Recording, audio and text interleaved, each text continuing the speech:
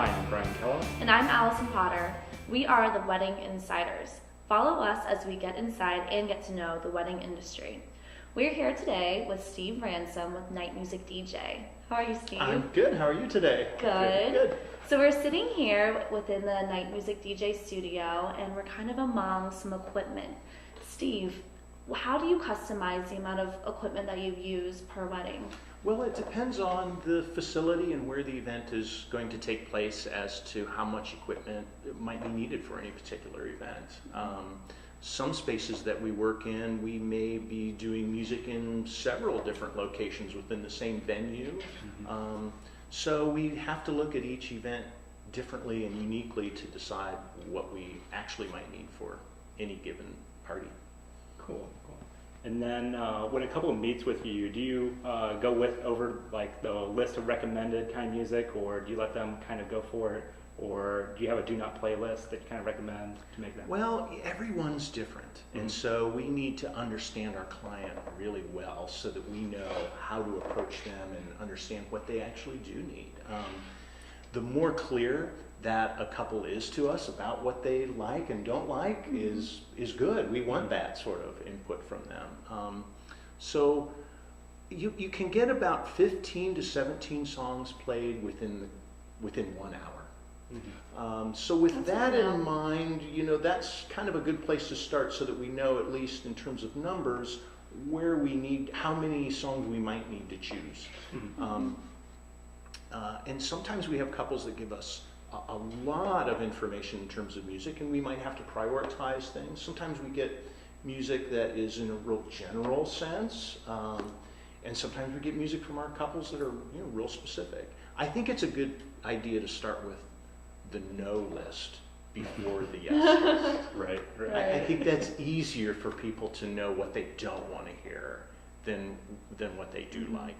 On the other hand, when we see a yes list, that can almost tell us what the no list is going to be. You can start to make assumptions about couples' musical tastes when you see what they like.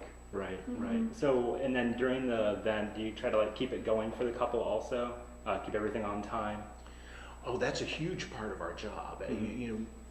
Aside from being a DJ and providing the music for an event, we're also the master of ceremonies for an event, most typically. And so, in fact, it's the way that an event runs from one event to the next really helps dancing occur later on. So it all happens throughout a party until the point of dancing, and when it does come to the time for the party to go into a dancing mode, if the party's run efficiently and effectively and everyone knows what's going on up until that time, you're going to have a lot more participation in dancing. So a good MC is going to also be a good DJ with their MC skills. Cool. For you, what do you enjoy most about this business and being a DJ for people's weddings? It is so exciting to be involved in such an important day in people's lives. And as a DJ, there aren't really other opportunities to get as involved in an important day like this. Working in a nightclub or a radio station doesn't really, you don't get the same kind of result you do in terms of satisfaction when it comes to being able to make someone's wedding day be a fantastic time. And so that's my favorite part about it. Also, and I think I speak for everybody on my team too, that it's invigorating being involved in an event that is a one-time event, and there's no do-overs in our business. And so you have to get it right the first time, and that kind of excitement is, I think, invigorating for us. You really have to deliver. There's no do-overs, and that is exciting about our job too, I think. And then how many people are in the team anyway? We have 8 DJs on our staff, and we also have a couple of people who set up sound systems for us and do some roading and stuff for us as well. We need to understand our clients and get to know them so that we can make the event unique for them, and it's more fun for us. Is that the type of advice that you would give to a bride or brides looking for a DJ, is just to make sure that they know what they want and can communicate with you? So much so. You know, don't be afraid to communicate. Don't hold anything back. Give it all up. We want to know all about you.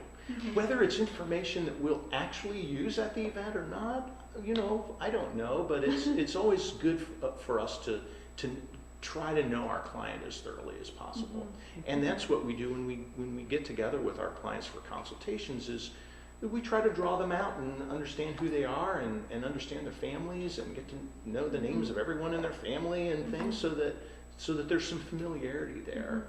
And it also, once there is that familiarity, then they do communicate with us a lot more.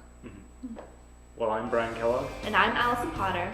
And I'm Steve Ransom, and thanks for watching another episode of The Wedding Insiders.